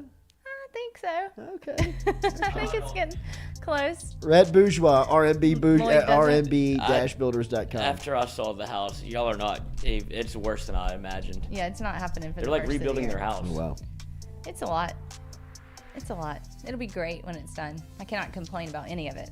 And the funny thing is that all the kids will be gone by the time it's Stop finished, saying that. and they're just gonna empty nester, No, and you're just gonna go to that's Vail. not true. Stop saying that. You did this Shut to up. yourself. Jake Crain, our friend here with us every Monday. We were off yesterday, so we'll link up with him here on this Tuesday to catch up with our guy. Merry belated Christmas, Jake. How are you? Merry belated Christmas, everybody. I'm great. Got some good presents. Happy holidays across the board. I mean, I don't know what the Scientologists believe, but whatever y'all do to some big owl made of wood on Christmas, congrats on that. But no, I had some great gifts, man. It was a good time. Santa came, and as usual, it's a nice Christmas. So I'm riding with the puppies right now. We're on a little trip. So if you hear something snort, that's the French bulldog. She's in the front seat. Good cover. What's Good the cover. name? Yeah, good cover. Millie. She's about 6 months old. All right, Millie. Sweet. Happy Chinooka to everybody out there. Yes. All right, buddy. So bowl season is here. They got 4 today, and they got just football from here until a little after the first of the year. Let's get right to the Final Four. This Michigan-TCU matchup. A couple of quarterbacks here in J.J. McCarthy and Max Duggan. Tell me what you think about this matchup going into it. Duggar nuts. Well, it's funny to me that everybody keeps talking about like, oh man, this Georgia Ohio State game's going to be really close, but Michigan TCU, that game's going to be a blowout. I'm telling you right now, I don't think people realize offensively TCU is huge up front. Like TCU has experience at quarterback.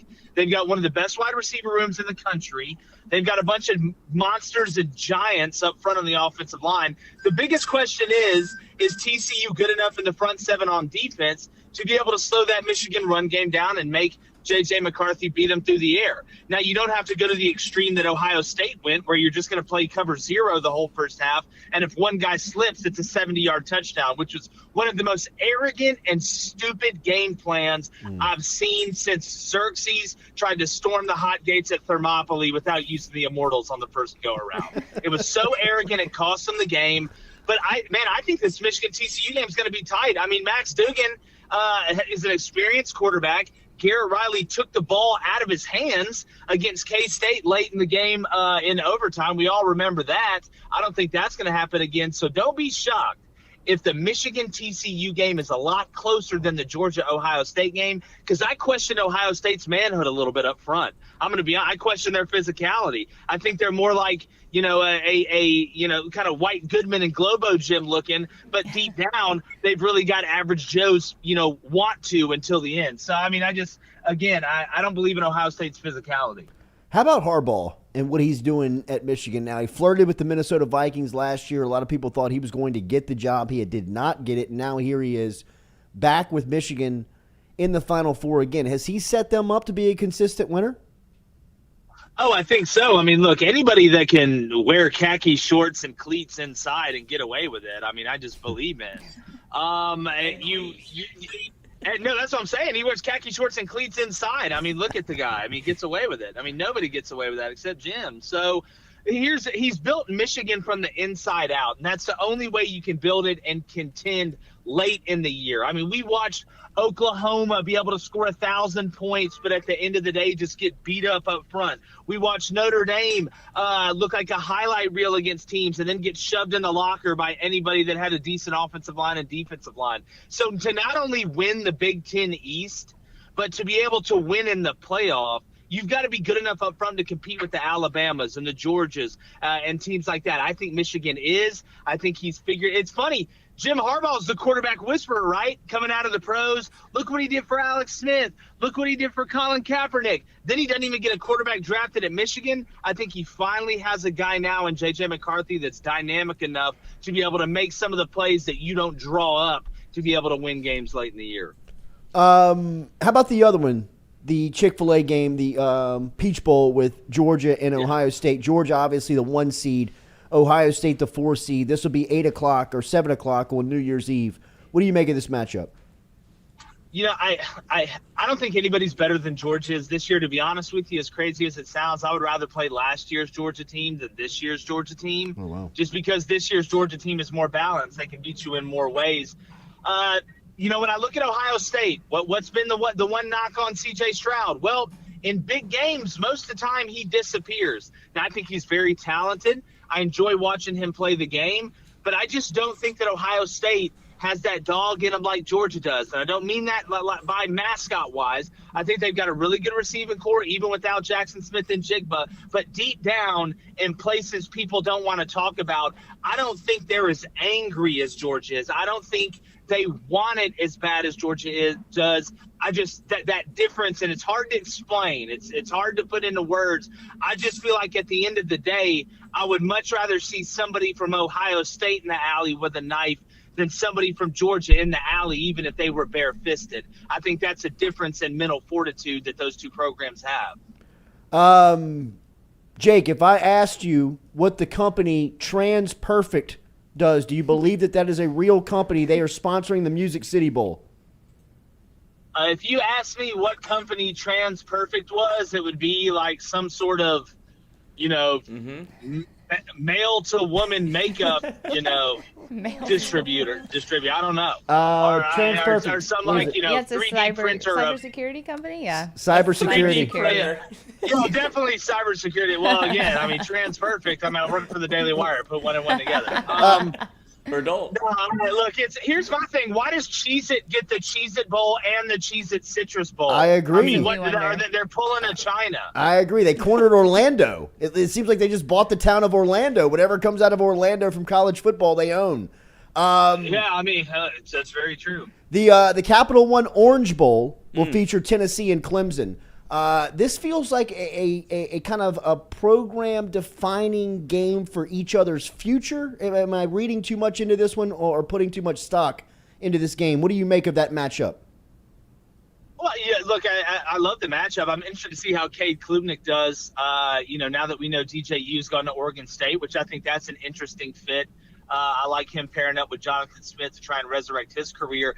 But I look at Tennessee, I don't think Joe Milton's your long-term answer. I mean, I just can't wait to watch him overthrow every pass by 20 yards for 4 quarters. That's going to be really fun to watch.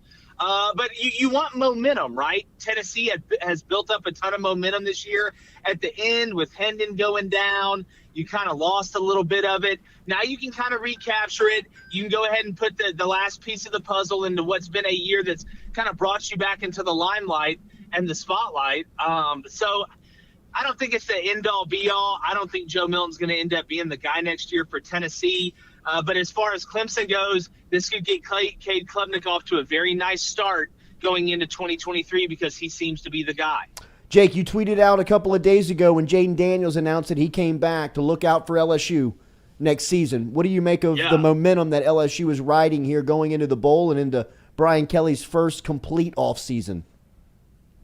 Well, I mean, Jordy, I was telling you, I was thinking LSU could make a move next year regardless, especially from what I saw from Nussmeier being able to come in and handle it the way he did. Look, Jaden Daniels is a true dual-threat quarterback. We hear that term thrown around a lot, and I think it kind of gets a little bit muddied up. He's an elite runner of the ball. Jaden Daniels, he's the road runner. He's just gone. You look up, there's 2 clouds of smoke, the anvil hits you, and you die, and he scores a touchdown. That's kind of how Jaden Daniels operates. If he can continue to progress as a thrower, and I don't say this lightly, I think he has Nick Marshall ability with a better passing feel. I think they could have that type of year where he rushes for close to 1,000 yards if they do it the right way.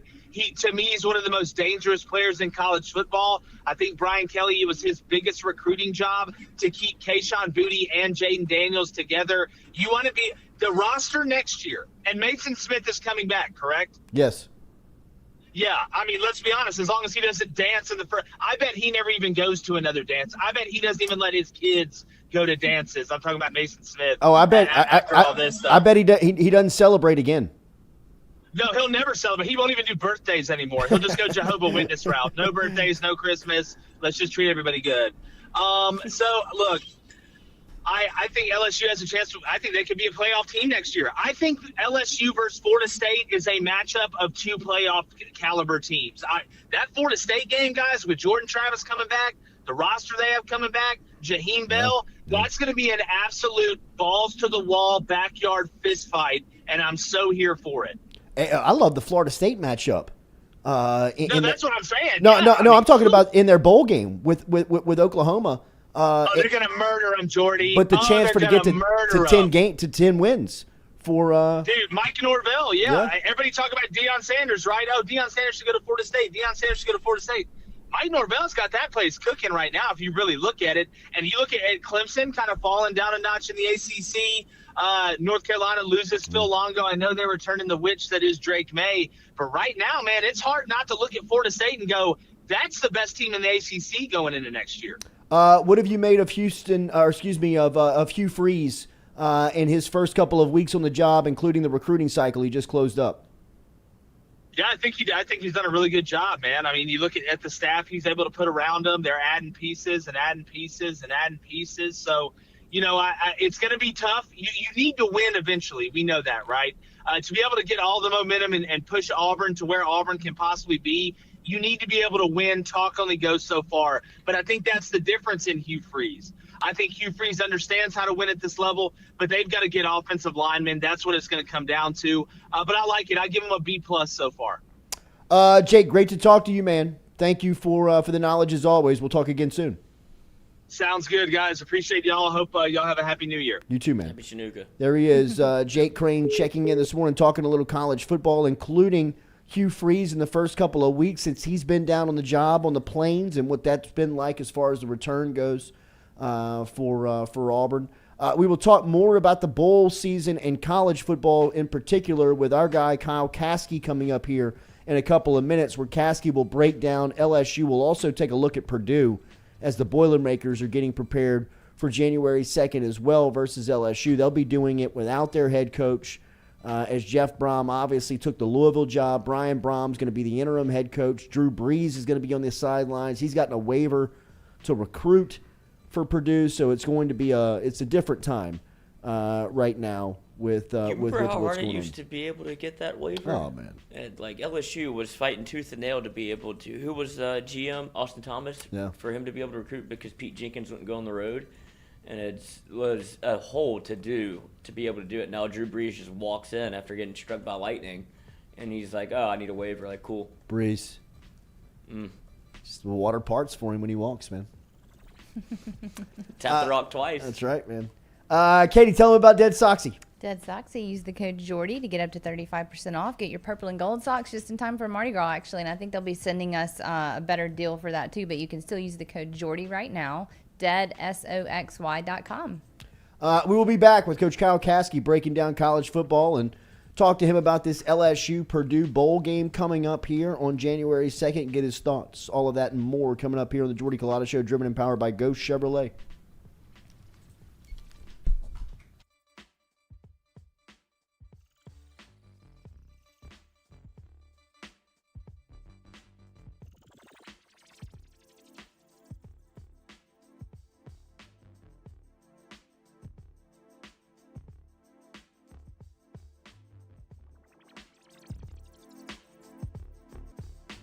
Southern Eye Centers, located at 6859 Jefferson Highway right here in Baton Rouge, has been serving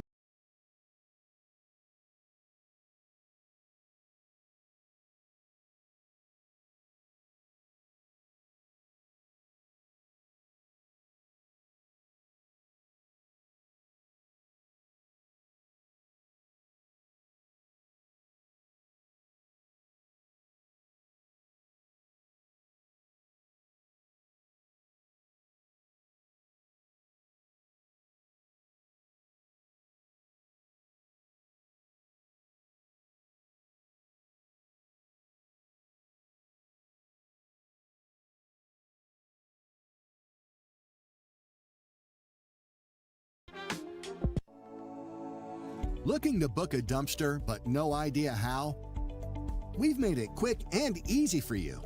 Check out our website at moralesrolloffs.com.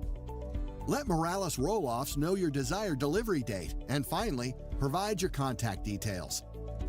To make payment, look out for an email invoice with all your booking details. On delivery day, our driver will notify you through text and email that your dumpster is ready and on the way. Now you know how easy and convenient it is. Call Morales Rolloffs at 225-427-0000 for your dumpster. We're all from different places and backgrounds. We've each experienced our own versions of life, but in the end, we're all on the same team. I'm part of that team, along with these players in purple and gold.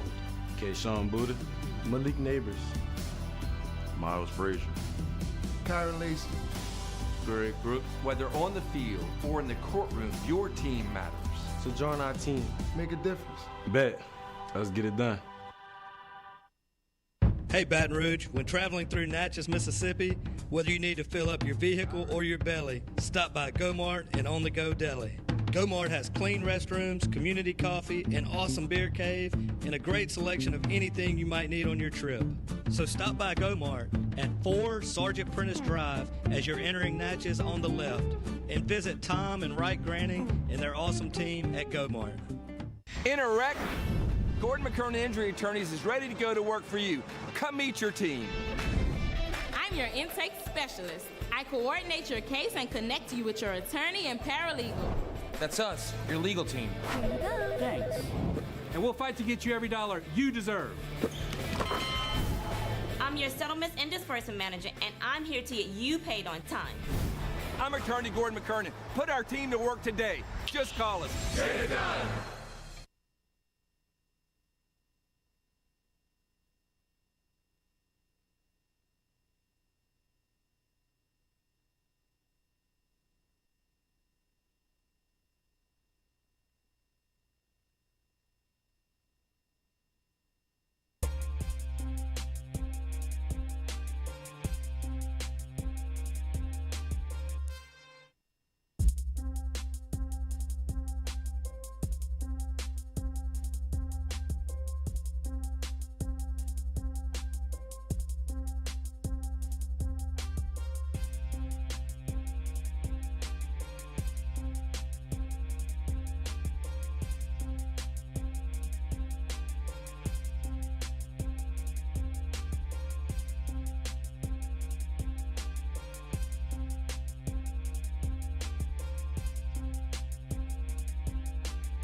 Welcome back here to the Jordy Colada Show, driven and powered by Go Chevrolet, live here on this Tuesday morning. Make sure and hit that like button, share button, comment button. Remember, our phone line is brought to you by Metropolitan Health Group. It was really cool to talk to Jake Crain, compliments of Metropolitan Health Group as daily real doctors, real solutions. Kyle Caskey, who is our coach in-house, does a great job of breaking down film and getting us prepared for matchups. Looking forward to talking to him about this LSU Purdue game. About the Boilermakers, but a lot of stuff happening right now in the world of football, including jobs turning over, bowl preparation, recruiting season in college football. So always something we can talk to our coach about here on this Tuesday edition. Good morning, Coach. How are you? Good morning. I'm good. Merry Christmas. Hey, Merry Christmas to y'all. And I know you got a big week coming up. So big week. Yeah, big congrats. Week, big week. I will actually be. I'm going on a little vacation this weekend as well. Where are you going? I'm leaving the country for about 4 days, going down south. Okay. Yes. All right, how far south? Cabo south. All right. Taking Kayla, and this will be without the kids. Oh, she might have another. Heads up. Dude, that's been taken care of, y'all. Good. That's like there's some good play call. Trust me, if there's another kid, it ain't mine. Either that or I'm suing a doctor. One of the two. That'll be fun. Coach, me. A lot of football to get to, but obviously you've been in the NFL for a long time, and this is the time of the year where you start to see jobs start to either be discussed about being open or start to open up. You were on a staff last year in Jacksonville where Urban Meyer was released within the season and know how that goes. What is this time like for an NFL staff member? If you're on one of those staffs that's got a chance to be let go or has been let go, it's miserable. I've been on unfortunately, the last 2 seasons of 2020 and 2021. I've lived through that, and the ironic thing is Darrell Bevell was the interim head coach at both places in Detroit and Jacksonville. Wow! And he's the coordinator I've worked for in Detroit and Jacksonville, and it doesn't make things easy. Everybody's like, oh, it must take pressure off of you and this and that. No, the pressure for a coach, and especially an assistant coach, because we know the next guy comes in ain't going to keep but maybe 2 guys, and most of the time those are quality control coaches that. You know, the younger coaches that know the system, know the way around to get everything and understand a video system. That's the reason they keep a lot of the young guys. They don't keep most of the assistants. So it's stressful. But, you know, for a guy like me that's sitting out right now, you know, I mean, the more turnover, the better for me. I don't wish anybody to lose their job, but I also don't wish anybody to do what I'm doing right now and having to stress about, you know, finding another job and getting back in and things like that. But, you know, it really doesn't. For a player, it might be better because obviously their contracts are different than a coach's contract. They're not just going to clean house on players. They'll clean house on coaches in a heartbeat. But yeah, it's a weird time right now. We've talked about some of these openings. Nathaniel Hackett was let go in Denver yesterday. And I don't know if you want to make a comment on this just because you're in the field right now, but Sean Payton is available. Yeah. Is there a particular place or is there a situation that you think Sean Payton would be looking at that makes more sense than others? And do you believe that New Orleans is in that mix? I think New Orleans has to be in the mix with him just because of his familiarity of how to run the program. And I think with him coming back, if he were to come back, and obviously, you know, DA is still the head coach there. So, I mean, something's got to happen if it were to happen. But I do think that he would probably want to keep DA on staff for sure. I mean, that was his guy anyway. Yeah. And I think that'd be one of the only times you might ever see a coach get demoted and be okay with it. I'm not sure DA would be okay with it. You know, I've known DA for a long time, very competitive guy. But I think, you know, you got to find a place where he's going to get full autonomy of the whole system. You gotta mesh it with the GM that's there. You gotta mesh it with the owner that's there. You gotta mesh it. It's got to be something the owner wants. It's got to be something that he wants. And money's he's gonna get paid. They're gonna pull the Brinks truck up to his house. Trust me, that's gonna happen. They'll probably build the house and then pull the truck up to it and say, "What do you want in there?" And then we'll pay for that too and give you the cash. But it's one of those things where whoever it is, and again, I think he was kind of waiting for one of those LA jobs, you know, the Chargers job or something. And obviously Chargers are doing fine. Yeah. I mean, why change it? I mean, I know Peyton's a big name, but I mean, you're in the playoffs. Right. And you're doing well. And it's not like I watched them last night, and, I mean, they're playing be better. They're playing a Colts team that's kind of just there, but, they're playing well. But, I think he's got to have the full control. I don't know where it's going to be, but I think he's got to have full control, and I think that's what you want to give a guy like that. Yeah, for sure. Jaden Daniels announced he's coming back to LSU. What's that mean for that room, and what's that mean for the offense? I think it means it's good for the room for obvious reasons. You're going to get competition. I think with him being an established starter, an established player that's been a good player for them over this past year, that he should probably obviously be given the nod until it's taken away from him. But I think you give everybody a chance to take it. And, with this bowl game, I'm not sure how much you'll see him in it. I'm not sure what his health is. And if you really want to, do you need to see him in this bowl game is the big thing. Yeah. Would you rather see these other guys? And with the waiver that they got to allow Walker Howard to play, why not? Why not let the young guys, the young bucks play a little bit? And you might have somebody transfer, and that's a chance you got to take, because you got the other quarterback coming in, the freshman, Ricky Collins.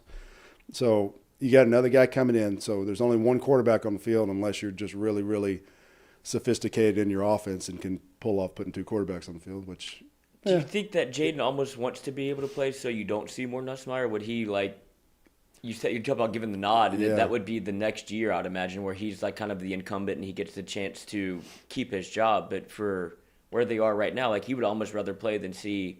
You see the fan base and how they reacted to Nussmeier, and I'm sure Jaden Daniels saw that as well. And I think we mentioned this when I sat over in that chair the other day, was which, by the way, thank you for letting me do that. Oh, man, appreciate you. I was not nervous. Okay, I don't care what they say. No, you weren't. You did great. I was fine. I'm not sure about these other people that came in, but lights aren't too bright here, Coach. I get you. But no, I think with anybody who watched the championship game understands that when Nussmeier came in, the pressure was off. Yeah. He wasn't playing like. He still made a couple of choices that you're like, yeah.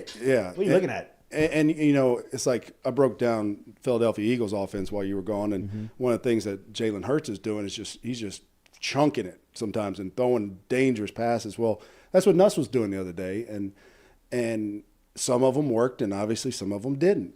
And he threw a couple into double coverage and threw a touchdown on one and threw an interception on the other. And you don't want that to be the norm. But again, if he was under pressure and the game was still in the hands of him, would he have thrown those passes?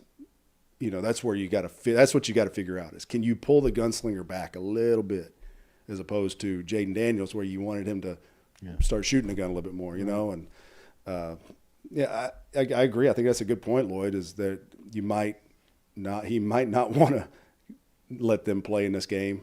But again, I think you go into the spring and he's your guy. Do you know anything about Walker Howard? Have you seen him throw a football? I have not in person, no. That's why I think it'd be good, because they can play him and not lose his red shirt. Why not, at least at some point, give him a series or two. And maybe you wait till the game's in hand. And obviously the LSU should handle this game with Purdue. With all the opt-outs from Purdue, I mean, I had to write notes down because there's so many. The quarterback, O'Connell, tight end, Durham, wide receiver, Jones, cornerback, Trice, those are all opt-outs. And those are starters that played in the Big Ten championship game. And, I mean, they couldn't handle Michigan at all.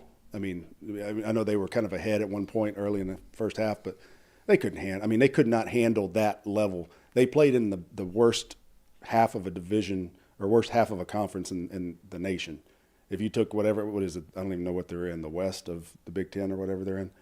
But that group was bad. I mean, you had Nebraska, you had Wisconsin that fired coaches, you got Northwestern that just fell off the face of the earth. I mean, Illinois, I guess, maybe was better, but so it's one of those things, like you look at it, okay, they won that, great, good for you. Then you went and got smashed by the other side, so I don't know. I just think LSU is going to handle business. They should handle business in this game and be able to play who they want to and do what they want to do and see what they want to see. Before we get into breaking that down, one more in the NFL. Is Burrow in the class of best in the league right now? He has to be. And if people are keeping this kid out of the MVP conversation, they're not watching what he did with who he's doing it with. He threw 2 touchdowns against the Patriots to Trenton Irwin again. Mm-hmm. Okay, and I'm starting to really like this Trenton Irwin guy. Me too, man. He had, put it this Athletic way, coach. he had 3 catches in that game against the Patriots. Trenton Irwin did. He had 3. He had one that was a 3rd and 4 that he caught for like 24 yards, and it was a like dime on cover 2. He hit the corner on cover 2, dimed it, and the guy goes to like put his feet down, and then he throws 2 touchdown passes to him, and those were his 3 catches on the game. And obviously they needed it because they kind of fell apart in the second half. Now, the one thing I think is going to hurt Burrow a little bit. Now, he's gotten by with it, but La'el Collins is out now, and now that was his right tackle. Which I think if you're going to lose a tackle as a right-handed quarterback, you'd rather lose your right tackle because obviously that's not your blind side. So, they got Hakeem Adeniji. I think the kid played a lot last year. So the guy they're putting in there actually has played. He was part of the group, I believe, last year that was part of the rotating group that actually made it to the Super Bowl. So Would Andrew Whitworth have any consideration for coming back? Obviously, he was a Bengal for a very long time, rides off into the sunset, but it feels like he's more Cincinnati Bengal than Los Angeles Rams. So if he were to get that call, do you think he would answer? Oh, he'd answer. I just don't know at this point because tackle is a different position. If you're Josh Norman, I saw he worked out and got signed by Carolina. If you're Josh Norman, you're a defensive back. Okay, as long as you're in shape and you can run, you can go cover. Now a tackle, I think Whitworth of all people would be the one who could do it. But at 41 years old or however it is, I've watched his Instagram. If y'all ever don't follow him on Instagram, you need to see his Instagram because he'll put a story up there, and the dude's still in there just lifting weights like crazy. He still does it. And so he still looks the part. If you see him on TV, he still looks like he could play. Mm-hmm. And he hadn't lost that weight yet, you know what I mean? And I think he might be doing that on purpose. I don't know. But tackle's a hard one to come back from, being off that long. Because just think about the guys who get thrown in there as backups that play every day in practice, and they still have some issues. But I think he would answer the phone for sure. And I guarantee you somebody in that building has called him. Text Whit, see what he says. All right, so let's jump into it. Purdue, LSU, like you said, this is going to be a little bit of a weird game as far as the attendance and the personnel goes, especially from Purdue's side. But let's jump into our Caskey's Clicker presented by Citizens Bank and Trust. That's my new logo. I worked hard on that, so everybody knew that I had my system up and going today. So I'm going to look at Purdue's defense first because when I get to their offense, I want to talk about the kid that's going to be coming in at quarterback. That's really the issue with that LSU's got to be ready for. But on defense, as you watch their defense, and this is Michigan in the championship game, the line of scrimmage is that blue line right on the 25. So I want you to watch. Now, again, this is what, 4th and 1. You probably can't say it on film, but it's 4th and 1. And I just want you to watch the movement that those guys got. They pushed the entire defense at least 2 to 3 yards. And that Michigan, again, won the what's the LSU won it here? Joe Moore Award. Joe Moore Award. Joe Moore Award. They won that, and like 2 years in a row they've won it. So obviously they got no good O-line. I get it. But when you look at that movement, I mean, that's pretty good for a 4th and 1. That's pretty good for 1st and 10. I don't care what you say. But, I mean, so point being, I think that LSU's offensive line is probably better than what they're going to see from Purdue. And, again, I haven't seen what the issues are of other people maybe that are injured or other guys. Those guys I listed that are opting out, those are the big name guys. And again, you got an interim head coach who's an offensive coordinator who's also leaving, and so the defense is, going to be kind of on their own, I would assume.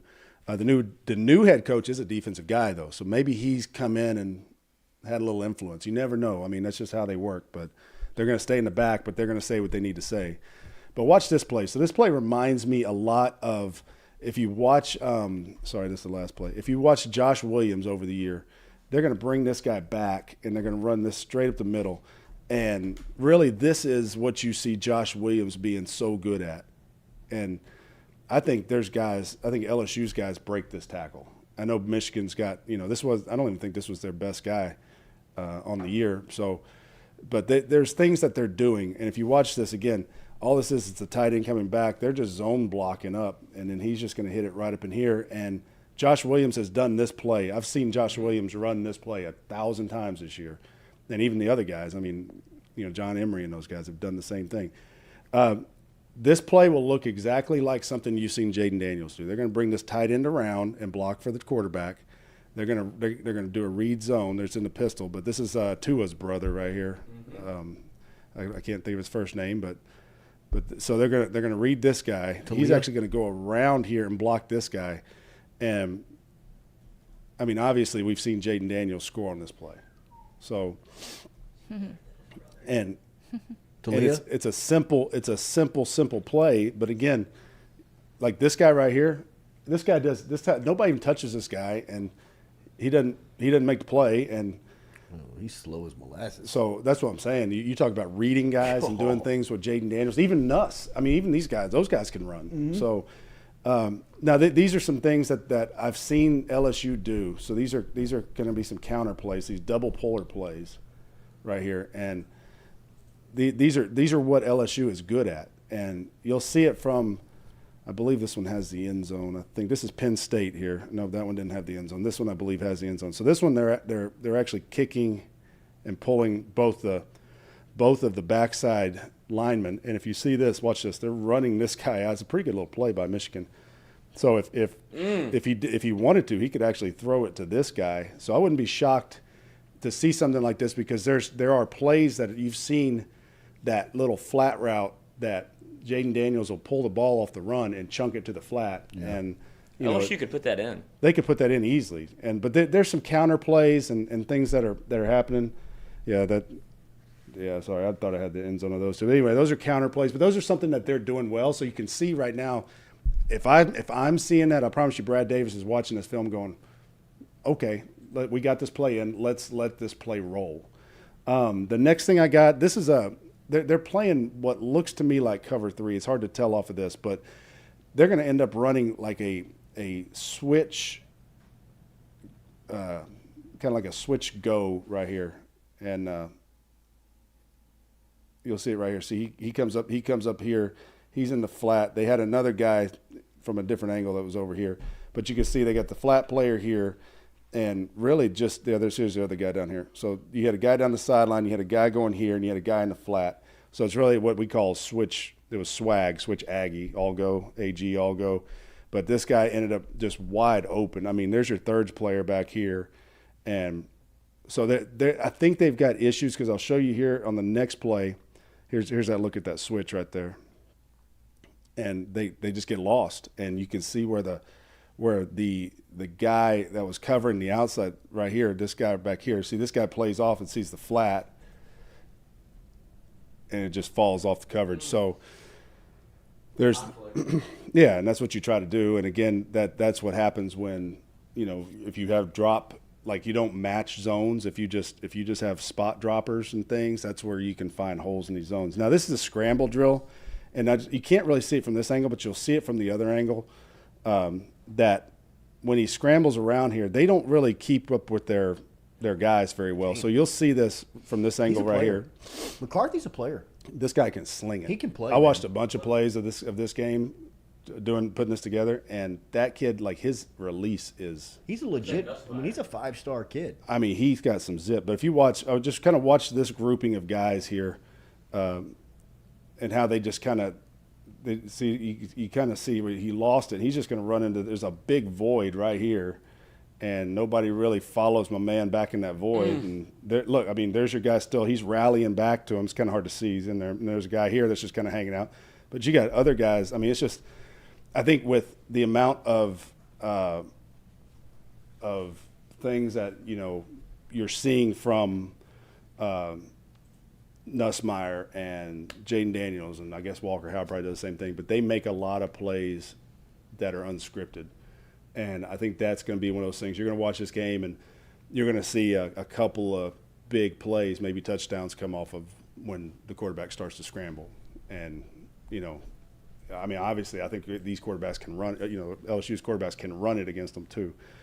Going back to the offense, now looking at Purdue's offense, I want to thank again Citizens Bank, so that's why I put that up there. So this kid right here, Austin Burton. You worked it in here too. I'm not sure if anybody knows who this kid is. I had to go kind of look him up myself. He really played in one game this year, and it was against Florida Atlantic. So a lot of this stuff you're going to see is against Florida Atlantic. But I want to show you this kid. So everybody can go back and look at what they do with the other guy, with O'Connell. But obviously that kid was a good player. So you're looking at who they're bringing in. This guy actually had started a game or two at UCLA a couple of years ago, in like 2019. So I guess it was a while back. But he started out at UCLA. And he's got decent stats. I mean, the one game he played in was, not bad. I mean, but I'll show you what this guy brings to the table. So this is him right there. So he's just It's a fifth-year guy, right? Yeah, but I think he might have another year of eligibility after this too because of everything. So this might be their guy for next year. But this is the guy that they've said is going to start. So I went and took a look at him. But again, they're just going to run some little quick slants here. A lot of this stuff's pretty simple stuff, but I think with a guy that's, fairly new, I mean, he's got some zip on his pass. I mean, I would assume. And what does that feel like on a coaching staff when somebody like that comes in that obviously isn't a part of the staff, but somebody that's well respected? How much can he make an impact? I think he can make a big impact, and I think you got to remember if Drew Brees walked in and sat down right here, we would all listen to everything he said. No doubt. If he told you to do your show differently, you might say, yeah, but you'd at least go, no doubt. Okay, I'll listen. I'll bite. Now I went back to UCLA just because I was like, man, this kid, like, he got signed at UCLA for a reason. I believe Chip Kelly was there, right? Uh-huh. In 19. So I mean, Chip Kelly's a big quarterback guy. So I mean, obviously, he's wanting that. So I want you to watch. They run this read zone. I want you to watch what he does with his ball, though. He just drops this mesh. He picks it up. He's like, oh, no. All right, I got the first down. Oh. and more. So, I mean, the kid's got some ability. And then if you look here, this is, again, something, we talked about the spy, and I think this is why you want to do it. And I'm sure that they've gone back, because he played in 2 games in 19 and 1 in 22. So I'm sure that LSU has gone back and watched this game and whatever other game it was he was in. But if you watch here, he will run, and you can see this number 41 right here. It ain't 40. It ain't 40, but this number 41, sorry, I went back a play here. Watch this number 41. I believe it's this guy right here. If you watch him, see how he kind of pulls off, and he's like, okay, I think that was their version of a kind of a pressure spy. And I think that's where Harold Perkins or any of those guys, whoever you want to put on there, can make that type of deal. So, again, we talked about this is the last play I got on this. But this kid, so watch him scramble. He'll decide to scramble, and he's on the run, and he's going to throw this ball over here to the end zone, and it's a really good throw, really good catch by the UCLA guy. But, I mean, he put that ball where nobody could get it other than his guy, and it ended up being a touchdown. So, again, looking at what they had, you can kick me off here, Lloyd. Looking at what they had to play with all year, and then looking at who they're playing with on offense in the bowl game, the reason I wanted to take a look at that kid, and his name's Austin Burton. And again, he's a kid I think that's going to be more of a wild card, I guess, for the defense than, say, not a constant. Yeah, and it's just my own opinion. It's not going to be a close game. It shouldn't be. It should not be. Now, again, this is a Cheez-It Bowl, right? Mm-hmm. Anything can happen in the Cheez-It Bowl. I mean, hadn't the Cheez-It Bowl had it's got like a deep history of having good games, right? I have no clue. What happens at the Cheez-It Bowl stays at the Cheez-It Bowl. Yeah, exactly. And then the other thing too is that like, do they get so I've been to a few bowl games, and like we've gotten PlayStations, we've gotten headphones, we've gotten all kinds of stuff like that. Like, do they get like a lifetime supply of Cheez-Its? That's what I was wondering. I was wondering if they were going to dump the coach with Cheez-Its. Oh, I would love that. And then the other thing I was thinking, like, I've got a 5-year-old, 3-year-old, and a 1-year-old at home. If I could get a lifetime supply of Cheez-Its, I would have it made. Oh my God, I would have it made. Decade, you're good. Yes. I'd be done. We wouldn't have to go grocery shopping ever. We just had to buy some milk, I guess. I don't know, but like other than that, Everybody loves Cheez-Its. the crazy thing is I couldn't believe buying milk. I think y'all. I heard a little bit when y'all were coming in. I didn't hear the whole conversation, but there's like the Jimmy Kimmel Bowl. Yeah, like, there that's is. crazy. I know it's already Right. happened, but like, when did one guy start? Like a guy like Funding a bowl. Yeah, and Well, I guess that's ABC. Yeah. ABC has to be the one funding that. ABC's funding it. That has to be the ABC Bowl. Absolutely. I think guess that so. ABC owns it, and they're like, "What can we call it?" Yeah. Like, who's Yeah. struggling? Right. Kill is. Yeah, but Is he? Is he struggling? I would think. I think late they're all- night television is probably. Yeah, I guess the so. numbers are not.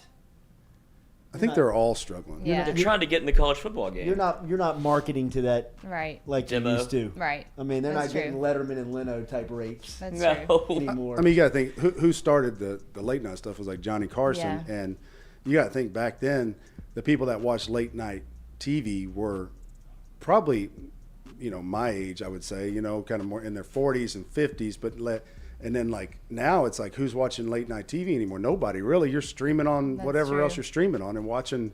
I mean, I don't even watch Saturday Night Live anymore. I know. Yeah, well, Saturday Night Live's kind of going off the deep end too. So That's what I'm saying. That's where they are. Like even that show, which Yeah. used to be as good as it got I in know. terms of like, if you want to do like talk show, late night television, that was the one, and now it's not. Doesn't move the meter for me at all. when I was in high school, I remember we would if you weren't quoting Saturday Night Live on Monday morning, you weren't cool. I know. Like, because that was back in the Farley days and Sandler days and stuff. And The best. David Spade. yeah, I mean you had Best I mean cast. you were, I'm in a van down by the river. I mean Matt, what was his name? Matt. He was a motivational speaker. Yeah, his name was Yeah. Matt something.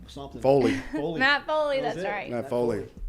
And no, but like I don't know how it got on top. Oh, but I was Jimmy gonna say Kimmel like Bowl. no, but so Cheez-It. so I was in the Nokia Sugar Bowl.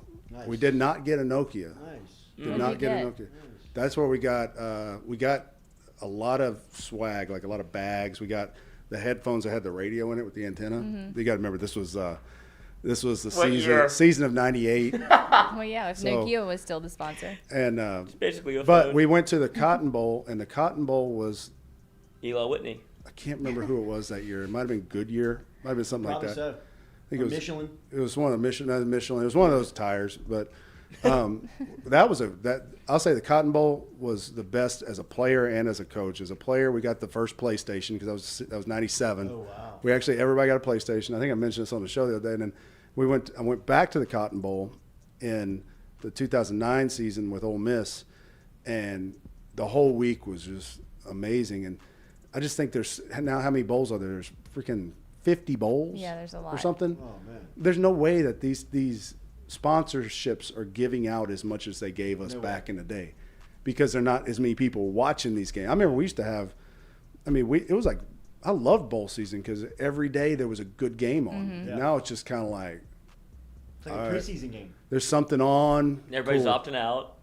And I mean, like the other day I was watching Eastern Michigan and somebody play, and I don't know the last time I've watched. I lived like 20 miles from Eastern Michigan's campus when I was in Detroit, and I don't think I ever watched the Eastern Michigan game when I was there the whole time. I'm like, here I am, I'm into this Eastern Michigan game, man.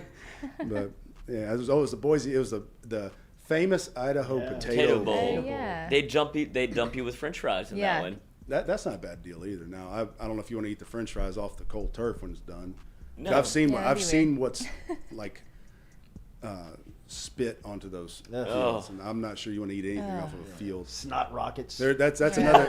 That's like I tell you all about the scoreboards. You need to know which scoreboard you're sitting above at the stadium. You also need to know this as any parent.